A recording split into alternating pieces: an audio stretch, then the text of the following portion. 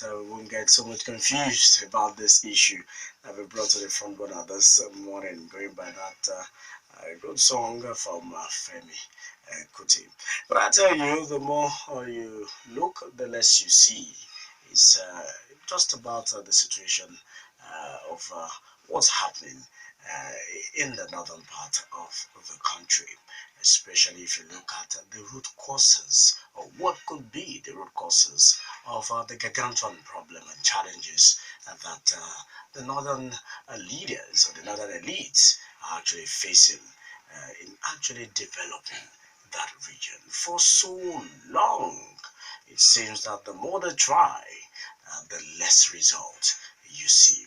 And who else could actually speak up and try to bring to the fore the underlying issues and factors that could have hindered the growth and development and the social well-being, overall well-being of the northern people than the Emir of Kano. A very controversial man right from his days in the CBN as governor of the Central Bank of Nigeria, formerly known as Sanusi Sanusi. He became the Emir of Kano during the last years of Governor Abiy Musa Kwakwanso as governor of Kano State. And he changed his name to Muhammadu Sanusi II. Well, Sanusi has stirred the honest nest. He has actually thrown light on so many issues, creating series of controversies, and of course, that has actually uh, ruffled a lot of feathers in the northern part of the country. What are the issues raised by Emir Sanusi? First, let us look at the issue of poverty. He claimed that the northwest and the northeast region of the country are among the poorest of the world. He also added that the progress for the region will start if social and religious life of the people are tackled. Well, let me try to quote Emir Sanusi. Um, he said, and I quote, "We are living in denial. The northwest and the northeast demographically constitute the bulk of Nigeria's population. But look at human development indices, look at the number of children out of school, look at adult illiteracy, look at maternal mortality, look at infant mortality, look at girl-child completion rate, look at income per capita. The northeast and the northwest Nigeria are among the poorest part of the world. As far back as 2000, I looked at the numbers. Borno and Yobe State, UNDP figures, Borno and Yobe State, if they were a country on their own, were poorer than Niger, Cameroon, and Chad. Nobody saw this because we were looking at Nigeria as a country that averages the oil-rich Niger Delta, the industrial and commercial-rich Lagos, the commercially viable Southeast, and you have an average. When you break Nigeria into its component parts, and this part of the country are among the poorest, if it were a country and we do not realize we're in trouble for the region to leap forward, developmentally, it must fix its social and religious problems. Women and children must be loved, not beaten. The region must do away with the 13th century mindset of religion and culture. The northern Muslims had adopted an interpretation of culture and religion that was rooted in the 13th century mindset, which refused to recognize that the rest of the Muslim world had moved on. We need to understand the root of the problem of northern Nigeria. Burning books, it happened in Kano. What was the crime of those books? They were writing about love, and love apparently is supposed to be a bad word.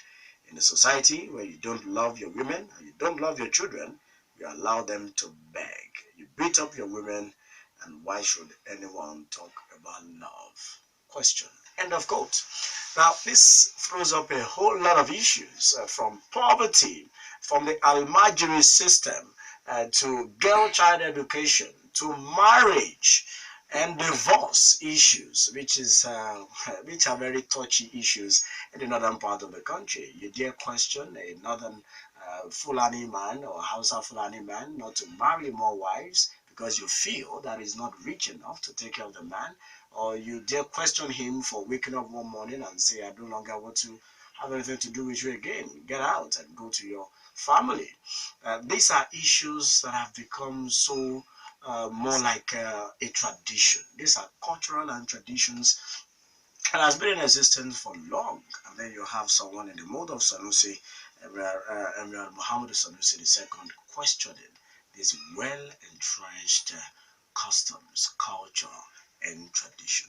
Well, what we have with the news recently, reports coming in, apart from the recent probe into the Emirate Council finances, what we have in the news is that the northern elite, some of them are mounting pressure on Governor Ganduje to actually suspend this emir, pending the time that this uh, probe will be carried out, and I doubt if he will ever smell that seat after such a suspension. People are now coming out saying, don't dare to suspend this man because he's a progressive. He's actually talking about the issue, speaking the hard truth that no one has dared to tell us so that we can move forward as a region and as a people. Chienye is a whole lot of issue. I can see you shaking your head. I say, where do we go from here? Where do we go from here? It's a whole lot of I know. And then you begin to wonder, why is it that truth becomes difficult for people to take in? Well, truth must always be told. How true is what the Emir is saying? I think that is what we want to try to unravel this morning. What we want to try to All right, we have someone very qualified to look at this this morning. Apart from the fact that he shares the same faith, religious faith, with Emir Sanusi, he's also a doctor of philosophy in political science. I'm talking of no one else but Dr. Ibrahim Mohammed Nasiru. You're welcome once again to the Daybreak Show. Thank you very much. Dr. Nasiru, please step forward to the microphone. Okay. First, the issues are so many. Well, let's try to start from the issue, the concept of conservatism. Let's try to demystify what conservatism is and why Sanusi is questioning the conservative elite or leaders or the conservative north. Thank you very much. You have actually attempted to step on a very, very topical issue, particularly as it affects the northern development vis-a-vis the position of the Emir of Kano, Muhammad Sanusi II. Before I delve into the issue properly, it is very pertinent for you to know who Sanusi is. From that perspective, you understand that there is no other person as qualified to step on the toe of the crocodile as he's doing now than somebody like him. He has not just started. You know his position while he was the CBN governor that eventually led to the suspension. You also believe that if the power that be then had its way, I don't think Sanusi would have been the emir because of this situation and position he has always been taking.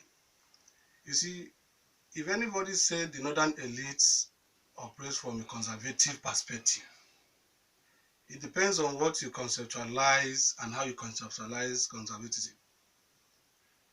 You will remember that from time immemorial,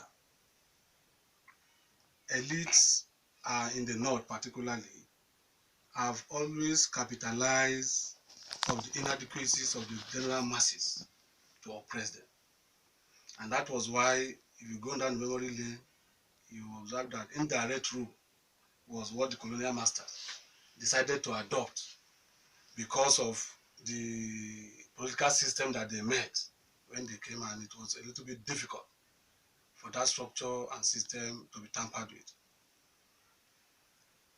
Still within from the historical perspective also, you observe that south, coming down to the south here, even the women revolted against taxation and the likes. You have the situation of the Aba Women Riot of 1929, among others. But the situation in the north is not too different from what Emir Sanusi is presenting. And I'm also not sort of disturbed by the position of the elites, because they know that the seat of the emir is so solid and strong, so much so that if the emir have the support of the masses, none of these so-called governors will have their say any longer. You remember just last week, a senator from Katsina was stoned after a rally. That is to tell you the level of momentum that Muhammad Sanusi's crusade, so to say, is already gathering. And you know, Sanusi, for instance, his grandfather was an emir. Not his father was not even Bayero. It's the grandfather. The grandfather was the emir. Was an emir. His father was also highly educated to the extent that he was an ambassador, permanent secretary, and the likes. And if you understand Sanusi's perspective, right from his primary school education, Sanusi went to a Catholic primary school, St. Anne's Catholic primary school at Kaduna. He also came down to Lagos for his secondary education, King's College. So putting all this together, you don't expect him to think like an average northerner. And it's from this perspective that Sanusi is saying, look, what is happening to poverty? Why is it that we have the likes of Dangote, we have the likes of Dantata, we have all these elites, and yet the poorest and the most wretched Nigerian is from the north? I will tell you, for instance, it was only in 2014 that the whole of Yobe State have the second female professor. 2014. Where in some families in the south here, you have, in a single family, you have 3, 4, 5 professors. So the issue is as bad as that. If you have ever traveled to any part of the northern states, be it Kaduna, be it Kano, be it Sokoto, if you enter any of the restaurant, Tobi, and you attempt to eat, mere turning your face back to greet somebody, if care is not taken, and imagine you pack your food away. That is to tell you the level. And unfortunately, the understanding of Almajirism is being misunderstood. What is Almajirism? It's just you, Tobi, living in Abeokuta and going to Ibadan to go and study, seeking for knowledge. Does it now mean that when you get to Ibadan from Abeokuta here, you start begging, you start sleeping under the bridge? So that is not what it is. But unfortunately, majority of these elites go through this Almajirism process before they become whatever they are today. As such, they feel it has become a ritual. And Sanusi is saying, no. Let us convert our resources towards ensuring that our people have a better standard of living. For instance, he has just, sometimes last month, I think, or early this year, he has said people should not come to him to beg for money to build mosques. A conservative Muslim will say this man is anti-Islam. He's not saying that. He's saying we have enough mosques now. What happens to our educational system? Why don't you build more schools? Why don't we build more schools? Why don't we sponsor more students to school, particularly the greater education? Because even the prophet said, you should seek for knowledge, even if the location of the source of knowledge is as far as China. And the first word the prophets pronounced, that was directed in the Quran, the whole Quran, it was read, that he should read, Iqra. So everything about Islam is about knowledge. So why is it that we now pretend to deceive our people to ensure that they are always being oppressed and subjugated towards ensuring that we can always manipulate their IQ? And that is why ordinarily they will not find it difficult, you will not find it easy with elites. But I know all the call for his suspension and all the likes is what Yoruba will call Ufutufele. Can never see the light of the day because he has the masses. In the history of the Emirate system, of the Emirate Council, nobody has ever probed into the account of the Emirate system. Why is it now we are knowing that Sanusi has spent 37 million naira on phone call alone? And if you understand the way the Emirate Council operates, it's not about Sanusi alone. Very powerful. It's a powerful institution that is even stronger than some state government. So for you to just pick out a particular aspect of the expenditure there and say it's just trying to call him other names so that you can Yes. All right, Okay, now, so from the way you Nasiru. talk now, from the way you talk, it shows that you are in total support of Sanusi's perspective. You see, there is nobody that understood the happenings in the north that will not be aggrieved and disappointed with the status quo. But unfortunately, no, most of the leaders or the traditional institutions. Don't you think you're saying this because you're educated? Sorry, you If see, you were supposed to be in the north, you wouldn't buy that idea. sorry, out of the little age I am today, I spent more than 80% of my life in the north. I've lived in Sokoto, I've lived in Kano, I was born in Niger, I did my primary school at Kano. My primary school is not too far from Sanusi's primary school. So I lived so well in the north, and I understand what is happening in the north. I'm from Kogi State. So it's not as if because I'm educated, I'm speaking from the, for God's sake, those that are oppressing the masses, are they not educated? Are they not traveling out? Are they not going to China? Are they not going to London? So if it's about education, we should be fighting the same cause. Now, Dr. Nasiru, let me quickly find out from you. Would you have advised Emir Sanusi Mohammed to choose royal silence and decorum over royal progressivism and activism? Sorry, when I was starting, I told you have to understand the person Sanusi. Yes. Sanusi is not a coward. I remember, if you remember 2013, when he was summoned to the Senate, he told them he is ready to leave the seat of the CBN governor's office right from the Senate office instead of mixing West together.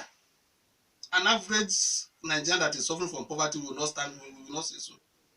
I get what I'm saying. So he is very, very confident and courageous of what he's saying, and he believes in what he's saying, and he knows he's saying nothing but the truth. Do you say, okay, would you say that's the reason? Because he really doesn't care even about this throne. Maybe that's why he's been vocal and he doesn't care, even if you take the way. Sorry, if you say Sanusi does not care about the throne, you are not getting it right. He cherishes that office more than any other thing. Because he has been preparing himself for that office. I think sometimes early this month he just said he is not ready to leave that seat for any political office. But instead of him not saying the truth at any point in time, he will leave that office. So he cherished, that's the extent to which he cherished that office. And it's against this background that he's saying all this that he is saying, that enough of my people suffering, sleeping under the bridge, sleeping on the begging, living like semi-animals, in quote. So you have to visit some of these states and live with them practically. Go to Yobe, go to Borno, go to Kano, go to Kaduna. I've been to Yobe, And to Jos, so Abuja, but living with them is good. You will feel sorry. So I think what we are supposed to do now is to give kudos and credit to Sanusi for coming out to say the obvious. Now, the question bothering the minds of people is that Emir Sanusi is now on the throne as the Emir of Kano, a very powerful position. Why can't he use such an exalted throne and office to help the people, to change the level of poverty in the north by championing project? They've drawn comparisons with what the Oni of Ife is doing in Osun State, someone who has not waited for the Osun State government to roll out employment schemes, agricultural schemes, credit schemes that could help alleviate poverty. And so why can't he also do that before actually pointing fingers at the political establishment in the north? You see, Tobi, Sanusi is a philanthropist to a fault. Even before getting to the throne, I hope you know that he was accused as a CBN governor that he spends CBN's vote like his father's money, giving institutions millions of naira. At least I remember he gave CBN donated over 500 million to FUNAP for a particular complex and things like that. He has been doing it. But me and you believe that a tree does not make a forest. So you need collective and harmonized effort to be able to address the level of poverty, the level of underdevelopment that is happening in the north, particularly as it affects the girl child development. As I speak with you today, the major instrument of Boko Haram are the girls that they are using for suicide bombing. If these girls are educated, they can't get them as cheap labor. If you are saying the men are marrying 4, are marrying 5, it's because of their level of exposure. I don't think there is a sane Yoruba lady that is not greedy and selfish that will say she is going to marry an 80-year-old man at age 20. Those are the practices that is happening in the north. It is true the religion says marry 4, but there are conditions. Okay, then that brings me to ask this. Nigeria is growing. This is a developing country, and things begin to change. Don't you think the cultures and traditions then should be looked into? You see, there is nothing wrong with our culture, both the north, the south, and the east. It is we that are operating the culture now in the contemporary period that are abusing the culture. Is it not the same culture that the likes of Nnamdi Azikiwe operated in the east? It's not the same culture that Obafemi Awolowo operated in the southwest. It is not the same culture that the likes of Ahmadu Bello, Tafawa Balewa, Emir of Kano, and the likes operated in the north. So there's nothing absolutely wrong with our culture. What is wrong? The problem is with the players and the operators of the culture. We have failed to evolve. Yes, that's the problem. There's nothing wrong with the culture. Now, there's a misconception, Dr. Nasiru Ibrahim, that Islam itself encourages suppressing and oppressing women, especially wives, that they don't have a voice. And that seems to be taken to a ridiculous height in the northern part of the country. And what Sanusi is doing now is like he's trying to make the women revolt against their husbands and their fathers in the north. I think that's why the northerners are not comfortable. I disagree. Anybody that tells you that the religion of Islam supports the oppression of a woman does not understand the Quran and Sharia. The Almighty Allah and the Prophet himself give more credence to women than men. That is why a whole chapter was devoted for women in the Quran, chapter 4. And if you look at the design that God has for women, they are not supposed to suffer at all. That is what Sanusi is saying. That look, free these people. Religion does not say a woman should not work. Religion does not say a woman should not go to school. What religion says, there shouldn't be unnecessary mixing together, unnecessary interference, unnecessary exposure. There are those limitations. As it is for men, so it is for women. But religion did not say, look, for God's sake, the wife of the Prophet Aisha had at least narrated as an hadith that people used to cite today. The first wife of the Prophet, Khadija, was a successful woman. And so many like that. Why is it that the wife of governors are not oppressed, are not operating from their house? Why are they first ladies? Was Madam Abacha not a northerner? Is she not a northerner? Is the wife of this Leila Dogoyaro, is not a northerner? But even at that, even the president also came out and said his wife belongs to the kitchen. So what are we talking about? No, if he says so, you understand it from the perspective of the situation at hand. He has not said she should remain perpetually in government in Asoro. We have seen her make comments, constructive comment, and she's educated. He sponsored her. When Buhari married Aisha, she was not having the qualifications he has. He had to sponsor her for all those education she has now. And he allows her to travel out, mix up with people, go for campaigns. So if it depends on where you are putting the president's statement and where you are making an analogy of it, but he has never said she should remain in the kitchen. Do you see Emir Sanusi retaining that seat, just like his father, Emir Mohammed Sanusi? I think that's why he decided to use the same name. Yes, the second. And became the second. The same way his grandfather unceremoniously left that seat. Do you see that happening to his grandson? I don't see such happening because the situation then is not what is obtainable now. As I speak with you now, I hope you know Sanusi is not fighting a personal cause. Do you think And so? if you understand, Do you think so? that is the situation, I'm telling you. If you understand what is happening in the north, except for the constitutional power that the governor of Kano has, within the generality of the people of Kano, the emir, not even Sanusi are pronounced, anybody occupying the office of the emir is more popular, more powerful within the people than even the governor. If the governor decide, out of selfish reasons, to implement whatever decision they had when they went to China, I'm sure he might not live to tell the story. Because, Tobi, the immediate past governor of Kano State, Rabi Musa Kwankwo, also fought the same war Sanusi Lamido is fighting. The revolution that Kwankwo carried out in Kano State, with the Kwankwasia movement, what you people call development that Sanusi is doing is not to 10%. I stand corrected. In terms of infrastructural provision, in terms of education, in terms of scholarship for students to go and study abroad and the like. It will interest you to know that Kwankwaso has a project that is sponsored over about 100 students per profession, engineering, medicine, all the likes, abroad. So that that situation that Sanusi is observing now can be remedied. So if you have a governor like that who handed over to somebody like Ganduje who had served under Kwankwaso as his deputy, then you can see that there is a problem somewhere. So I don't see Sanusi losing that office because he's not fighting a personal cause. Now, let us also look at one issue that Emir Sanusi raised.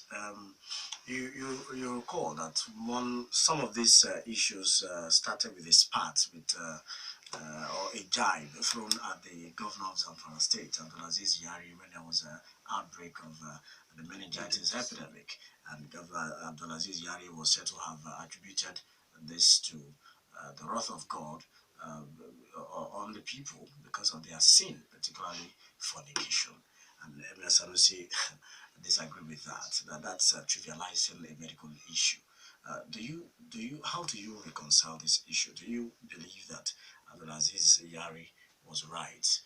And do you believe that Emir Sanusi took the criticism of the governor too far and took his position out of context? You see, there is no serious government that will come out and defend an epidemic situation the way the governor of Zamfara did. People are dying. People died. We all know that nobody will die without the consent of God.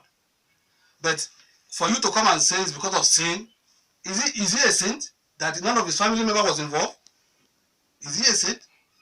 It was from that perspective that Sanusi was looking at it and saying, look, let us do the right thing first. We all believe that we will die. But let us not die out of carelessness.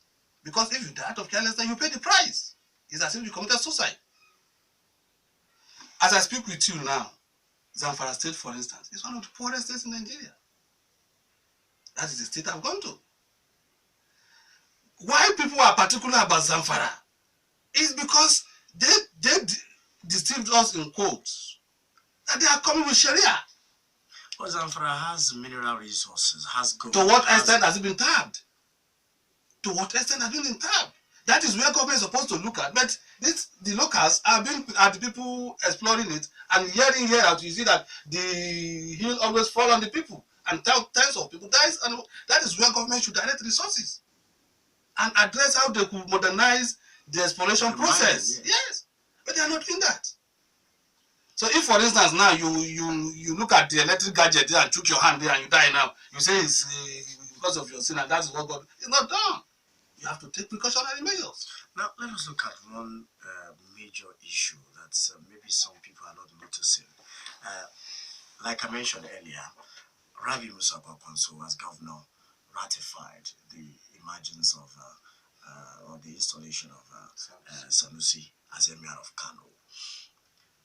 Ganduje, the present governor, was the deputy of Kwankwaso for 8 years. But now, they have a very frosty, in fact, more than frosty relationship that at different times the president had to wade in to actually try to make it a bit amicable, at least so that they can greet and all that. But it's still far from how they used to be. Now, the issue now is, do you think Ganduje will be comfortable with Emir Mohammed Sanusi being the Emir of Kano in the same state that he is, and then he's also planning for his second term? Whereas some people are saying that Emir Sanusi is actually working for the emergence of Kwakwanso as as a front runner in the presidential race in 2019. If you conjure up all these angles, all these political intrigues, do you still feel that Emir Sanusi will survive this onslaught in the You state? see, it's unfortunate that we are playing politics with human survival. It's unfortunate.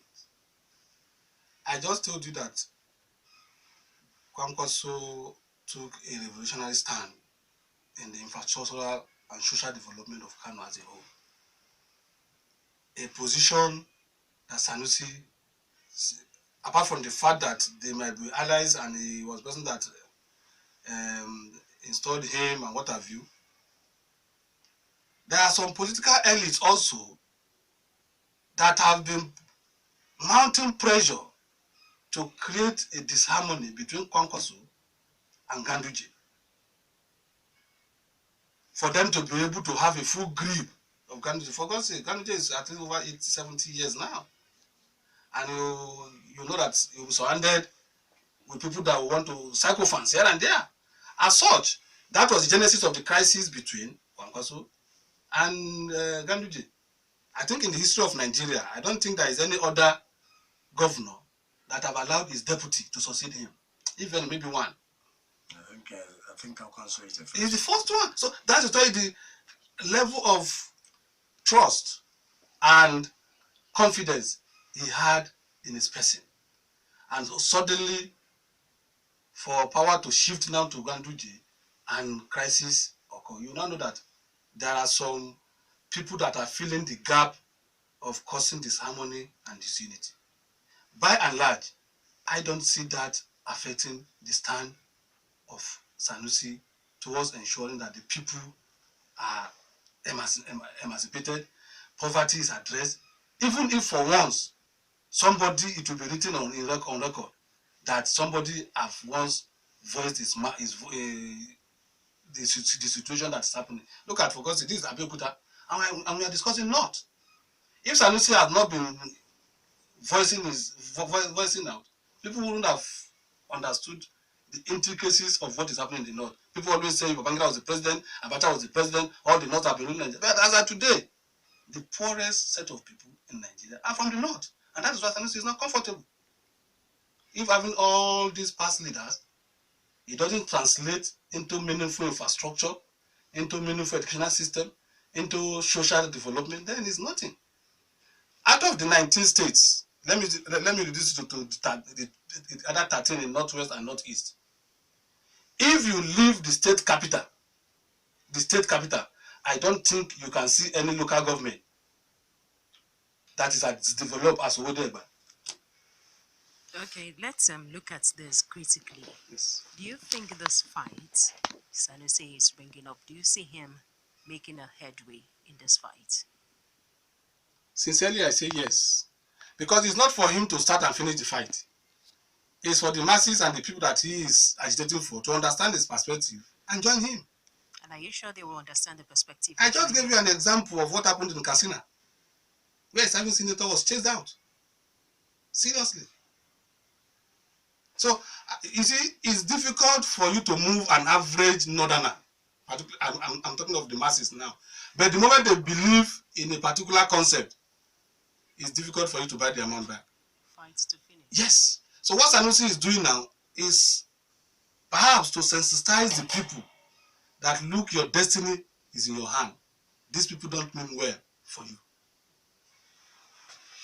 All right, if you just joined us, what we're looking at this morning is Emir Mohammed Sanusi II on the conservative North and Northern elite He's raised a whole lot of issues: girl child education, marriage, divorce, overall education and development of the region, taking religion to the extreme, whereby it also breeds a very, very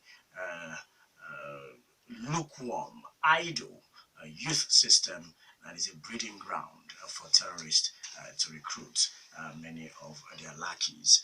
We have in the studio Dr. Ibrahim Mohammed Nasiru, Doctor of Philosophy in Political Science. We are looking at this together. Right now, we'll take a breather for the national news at 10. After the national news, we'll come back. Dr. Nasir Ibrahim will still be here in the studio.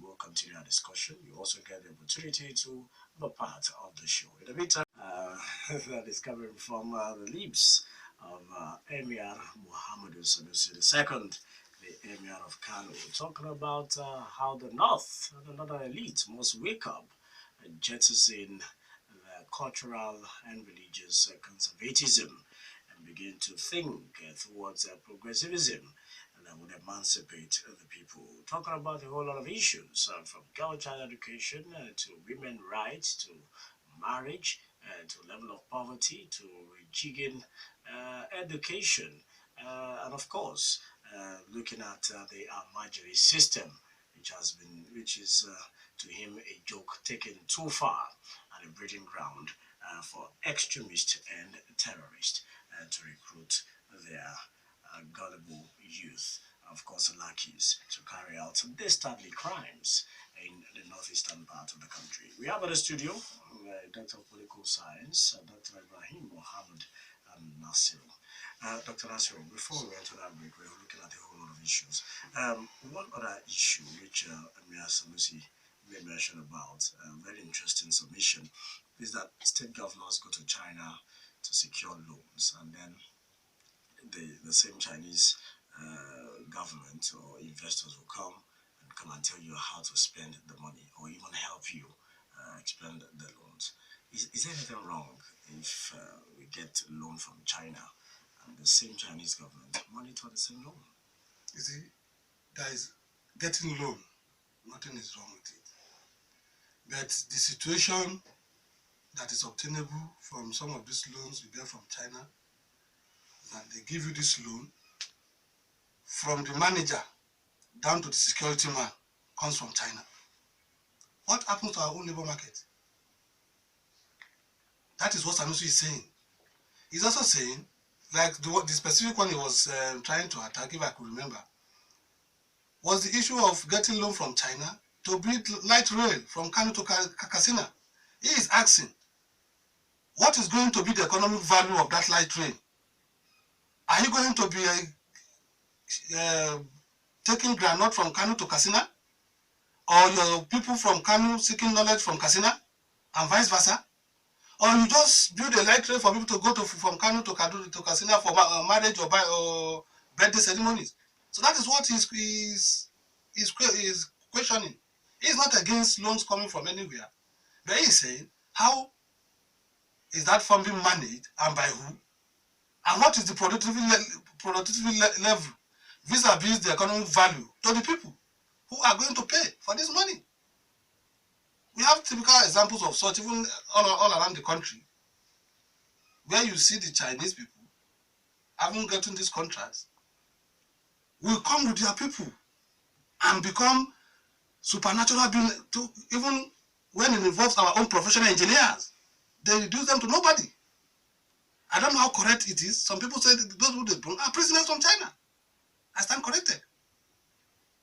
So that is why what he's addressing is, if you're getting a loan, make sure it has meaningful impact on the people, because it's still going to be with the people's wealth that are going to pay this loan. That is his position. All right, now one thing that I think it's also important that we look at is people generally believe that Obas, emirs, and the likes are supposed to be full of wisdom, decorum, and maturity, and they know what to say, how to say it, and when to say it, so that there won't be any kind of misinterpretation. Do you think that stool or that throne of the Emir of Kano is too big for Emir Sanusi Mohammed? Too big indeed. I don't think that seat is in any way big for Sanusi. I told you Sanusi had been preparing himself for that seat from childhood. He had romanced with his grandfather. He had very good relationship with his father. He had attended the best among the available institutions in Nigeria and abroad. Being an economist, being an Islamic lawyer, he has what it takes to occupy that seat. He's vast, both in Western and Islamic education. So I think that's true. Is equal to Sanusi, and Sanusi is equal to that seat. All right, I think at this juncture we'll try to accommodate your calls. The lines are buzzing already. People are itching to bear their minds on these issues. 0809-868-7344 and 0909-146-9670 are the numbers to call. You can also reach us via the short code 32120 is the short code number. All right, so let's have our first caller. Hello? Hear you. Yes, Dr. Nasiru, you have done so well today. Thank and you. I have to thank Rock City for bringing first-class people to discuss with us the whole of this week. And you've done so much in enlightening us to debunk some of those ideas we had about girls' child education in Islam, women in Islam, and that brings Nigerians saying that because you are a Muslim, Muslims have to treat their women and all that. You have debunked it. I hope they have heard it. That because it always amazes me. How come Babangira's daughter, Abacha's daughter, Buhari's daughter, as now there is? How come they marry first-class people and they have wedding ceremony which you see all over? But you now say, no, women should not do this. How come? It's a lie. They are telling us using religion to oppress us. And we stupidly follow them. The black people like you, sir, coming to tell us that that is not the truth. Number two, the Emir of Kano, that is a fantastic man. And he's a man who is going to revolutionize the North. The North is going to be followed. Because if the North is not following the South is going to go very, very slow. We have got to speed for us to get what we have. Nobody will destroy the Emir of Kano. They are playing with their life. If they try it, they will play with their life. I'm so happy with the man, and I said the man confused. Because the people are with you. That majority will turn to and see the truth. Thank you very much. All right, thank you for your contribution. Let's take more calls. Very happy to this. So thank you very much. I sincerely appreciate all the callers and their various comments and contributions. And quickly, let me appreciate all of them, particularly Dr. Nkom, and to tell you that, long ago, people like philosophers like Karl Marx have said that religion is the opium of the masses. If you want to oppress and subjugate the people, tell them about religion, and they will take it quickly and sink. And that is the instrument that our elites are using today to divide us so that they can continue to sustain themselves in power. And I think that is the perspective Sanusi is saying. I don't think none of the governors as of today are as vast as Sanusi from Islamic perspective. So he knows when he said don't build mosques for me, he's not saying we are fighting Islam. He is saying mosques cannot operate in isolation of other infrastructures, particularly education. And even God himself said in the Quran that you must know me before you worship me. You don't worship me out of ignorance, and that is what you find in most places. And I think that is what he is trying to address. Quickly, I will just say that what he needs now is for other well-meaningful elites like him, like the Sultan, like the Emir of Zazzau, and even down the south, they should collaborate together and see themselves as one, who are having direct link with the masses. And this war will be something that is attainable. Sanusi is facing in the north today what Buhari is facing in the National Assembly. Buhari, all of us know, we say he means well, but because majority of those there have one or two skeletons in their cupboard, they will always be scared of the outcome of whatever is coming. And that is what the northern governors are also afraid with.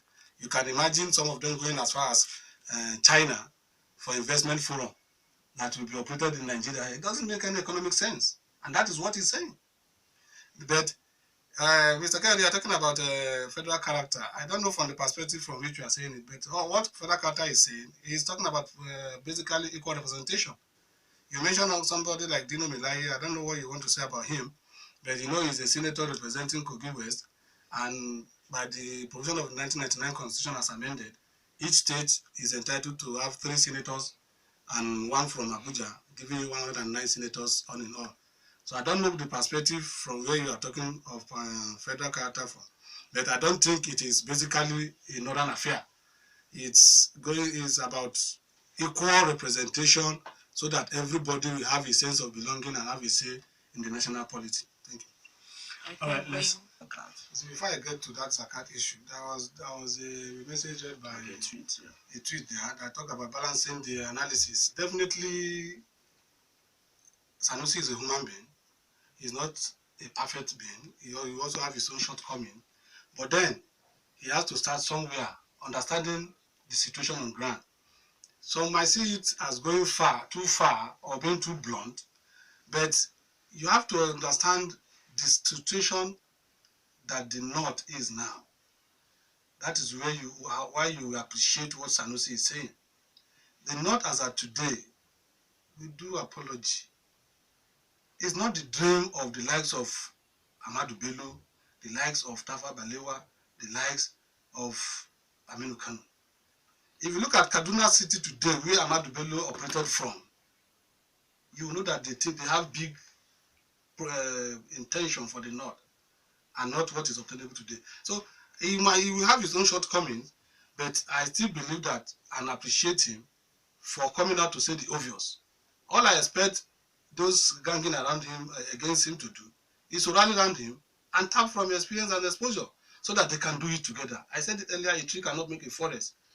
But where there are a lot of distractions and the likes, they will leave the major and continue to major in minor.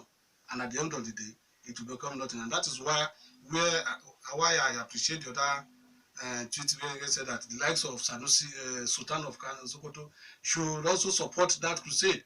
So that at the end of the day, it will be a collective struggle. You see, talking about Dangote's Zakat, I don't think there is any state in Nigeria today that is operating complete Sharia Islamic, that is complete an Islamic state. So talking about Zakat, who manages it and how are they operating it? What we do more of today in Nigeria today is more of Sadaqah. There is difference between Zakat and Sadaqah. And so if you are saying Dangote should use his Zakat, who manages it? It's not the same governors or the same head of institutions that Sanusi is addressing today that are not comfortable, that will collect this Zakat or constitute the committee, so to say, that will manage this Zakat. So if they don't have a focus, no matter what you put, how much is Dangote going to pay as Zakat that is equal to the federal allocation? How much is Dangote going to pay that is equal to the Paris Club bill that Buhari just gave out? So what he needs to do is what he is doing by addressing their psyche to make them see what he is seeing. Even when they are seeing it and pretend that they are blind about it, he must voice out so that people will see that yes, people are saying it. Just like the last caller said, Dr. Chris, in his write-up, said none of his family is an Almaji or a beggar. This shows you that there is hope for this country.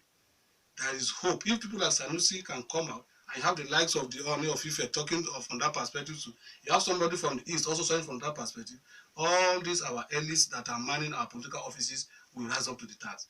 And the next thing is for the people to take that crusade with them. All right, let's go back to the calls. 0809-868. Let me appreciate people like Jimo, Anima Shaun, Prince Ojo, and the rest for their comments. But let me quickly also say that the elites there are some elites and some organizations that already keying into Sanusi's call. When the allegation of 6 billion or 4 billion being expended by Sanusi, the Emirate Council has quickly made an analysis of what he made and it was utilized and things like that. That is not him personally that manages the fund. That is one. Recently, was yesterday or day before yesterday, MPC has also supported the fact that look, there should be bad control so that we will check our population growth. So I think there are people coming out that everybody have not spoken does not mean that they are against what he's saying or that they support. Thank God none have come out to say what he have said is wrong, except these few people that he is actually trying to correct their ways of doing things. Let me quickly correct an impression. Sanusi is not condemning these governors. What he is saying actually is, look, let us have a paradigm shift from the status quo to address the major issues that our people are facing. We can't continue to be lagged by people, other part of the country, that our people have embezzled all the money, they have all the wealth. And when you come down to our own region, you have nothing to show for it. And that is basically what he's saying. He's asking questions of poverty. What is happening to poverty? What is happening to education in the north? What is happening to the girl child education? To what extent can an average lady or female in the north compete favorably with an average lady in the south? Why is it that the cutoff mark for some of these unity schools in the south is 180 something, and you have as low as 7, 8, 10 as minimum cutoff mark to gain entrance into unity schools in the north? Those are the questions he is asking. But unfortunately, you know that truth is bitter and it's always difficult for people to absorb it. But I know with time, because the crusade is still going to go round. Sanusi is not just a northerner. He started it as a CBN governor. For you to open the canker worm under the government you are serving. Today, I don't think anybody have any reason to doubt the fact that 20 billion was missing when Sanusi talked about 20 billion. Because the obvious we are finding today, where we see billions of dollars in a room, in the grave, and all this, you believe that yes, something was actually wrong there. So I think, by and large, we just pray that the crusade is not a one-man show. Everybody keys into it and have a total revolution that is peaceful, that will turn around the standard of living of the people of the North and by implication, Nigerians generally. All right, more messages coming in. Peter sent in this message. Emir Sanusi has blown the whistle. Okay, Sanusi is playing the active role expected of every citizen with requisite knowledge, competence, and selflessness. May the memory of late Tobi remain eternally blessed. That's Cosmos. We say amen to that. All right, that's the last message. Dr. Nasiru. Okay, We have some tweets yet here. We have this from Adekunle Kenny. Emir Sanusi is the first whistleblower blowing against injustice always. May Allah continue to bless him. And we have Abiodun Shegun Esquire. North are the poorest and they are the richest. What a nation. Word and opposite. They have plenty beggars and then Dangote here. Then we have Adekunle Kenny again. Emir Sanusi is the first blower blowing against injustice and the ills of the society always. May Allah continue to bless him. That's it. All right, thank you for the tweets and the messages. Finally, Dr. Nasir, let me find out from you. Some people believe that one of the major reasons why the northern elites are not favorably disposed to the breaking up of Nigeria or secession is because of these same issues that Emir Sanusi have raised, because of the level of poverty and the level of development in the north. Do you agree? Sorry, I don't agree from that perspective, because you believe with me that it's not from the north alone that they actually are against secession of Nigeria. The likes of Chief Olusegun Obasanjo has once said that even if Nigeria will break, it has to be after he is no more, that he always fights for the unity of Nigeria. But then, people can easily attribute that as a factor for some people from the north. That, let me quickly say this. My lecturer, Professor Taiwo Jega, he taught me at Bayo University, once said that Nigerians don't understand the implication of secession. And that is why it is easy for some people to come out and talk about secession than unity. That the cost of maintaining unity is cheaper than the cost of ensuring secession. For that, he believes that we should work more on issues and factors that strengthen our unity than promoting secession. That be as it may, if you understand the situation in the north, it's not that it is too different also. It is that from the south. We also have our own inadequacies here too. It's not that everything is okay here. But then, secession is not the answer. Let me just round up because of time. Secession is not the answer.